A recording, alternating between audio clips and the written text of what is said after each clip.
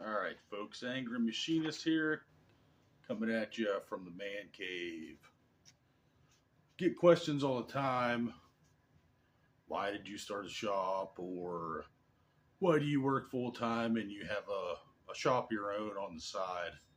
So, I'm going to do some videos on why I do it, why I still work full time, costs to get started, where I'm at, how it started.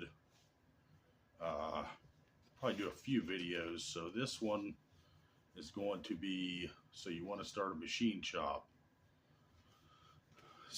For me, starting a shop as a side hustle sounded great.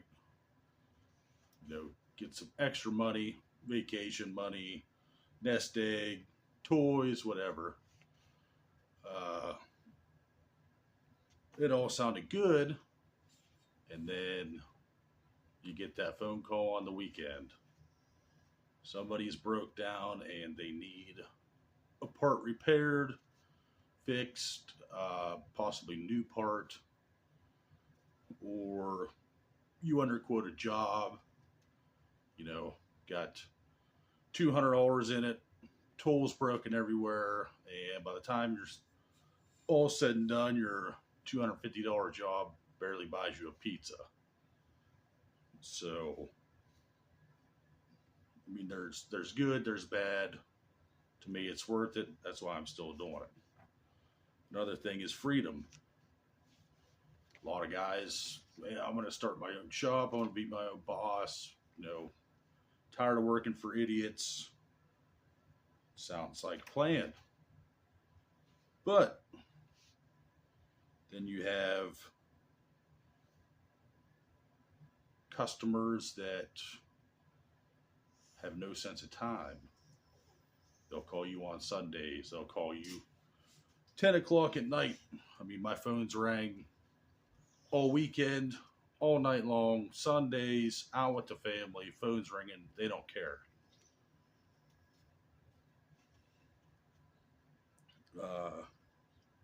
A lot of guys, if I'm running my own shop, I'm my own boss. I can take lunch whenever I want. Take a 2 hour lunch. Doesn't happen. I don't know how many times I've been sitting there eating lunch and a customer comes through the door. Cheeseburger's cool by the time they leave. It is what it is. You got money to make. They want you to fix something. So there is a lot of ups and there is a lot of downs. I got some notes here. Can't remember shit. Been in this trade too long. My brain's fried. So you've watched a lot of YouTube videos and think, hey, I can do that. Nice, clean, fancy shops, new machines, nice tooling. Everything that your day job is lacking. This looks great. I can do that. Well, you don't see the 15-hour days, the cleaning up the shop for free, the office time. There's a lot of stuff involved that's not so glorified. A lot of stuff involved that you don't really get paid for. There's a lot of stuff that really turns into a pain in the ass sometimes. But when you weigh your options, for me, it's worth it. So the reality of getting started, clapped out Bridgeport. Mine was covered in probably an 1/8 inch of shit, for lack of a better word. Had to clean that up, paint it, make it look nice. Using dial indicators instead of readouts. Your lathe has a 3-jaw that doesn't run true. I mean, you can go severely in debt, have a bunch of nice new shiny stuff, but if you don't have the customers, you don't have the work to pay the bills, probably not a good idea. Today, I was out in the shop doing some welding, trying to get this order finished. Sure enough, run out of gas. It's Sunday, no one's open. Now what? You break taps, crash cutters, underquote jobs. Uh, a lot of times stuff just doesn't go right. But you're the boss now. It's not always, it sounds good, but sometimes it's not. So you're out in the shop working, customer shows up. Hey, I got this simple part. Need you to make me one. They hand you the part. Yeah, simple, but it's destroyed. So now it's up to you to figure out what size was this part when it was originally made. Was it a slip fit? Was it a clearance, bearing fit? Does the tolerances matter? Does the size matter? The other customer comes in. Hey, I need this part made. Hands you a drawing. It's in red crayon. Nice. So how much do you really trust that? You make the part to this drawing, hand it back, everything's good, they give you the money, 2 hours later they call. This ain't right and that ain't right. Well, you went by their drawing and they don't really know what they're doing. So now you have that to deal with.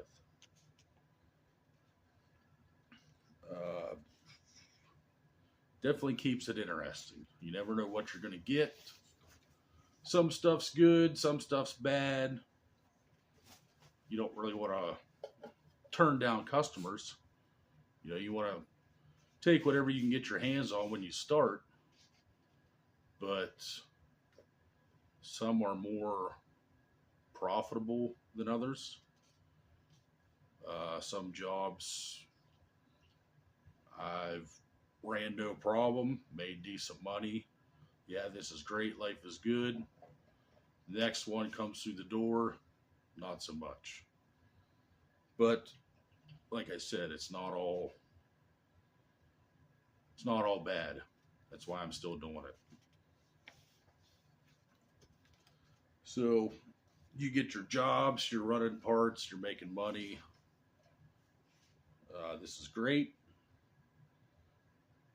Got it figured out. Most people think that's the hardest part. That's one of the easier parts. Now you got your quoting, your books, your taxes, your emails, your phone calls. Okay, not too bad. Well, you just sit down for Sunday dinner. Billy Bob down the road. Hey, my combine's broke. I need this fixed. What do? You shovel your dinner. You get up and you meet Billy Bob at the shop and you do the job. Granted, you can charge Billy Bob a premium price for Sunday, but you're still tied to this side hustle or this dream of yours of starting your own shop. There's a lot of things behind the scenes that people as employees don't see. Some are good, some are bad. Why sugarcoat it? I mean, not trying to convince everybody that this is their thing. Some people it is, some people it isn't. Buddy down the road. Hey, I need this fixed for my log splitter. Okay. You got a couple hours in it, call him back. Hey, your part's done. He shows up with a case of beer and $20, takes his part, goes home. It sounds good. It might be a favor for a buddy, but sooner or later you've got bills to pay. You've got machines to upgrade. You've got tooling to buy. So a case of beer and $20 isn't going to cut it. I mean, I've been doing this. I've had my shop for about 10 years now, maybe longer. Like I said, can't remember shit. And I've pretty much seen it all as far as payments or this, or hey, I found this on Amazon, it's $5. Can you make it for me? Sure. It'll be about 10 times the cost. Well, why is that?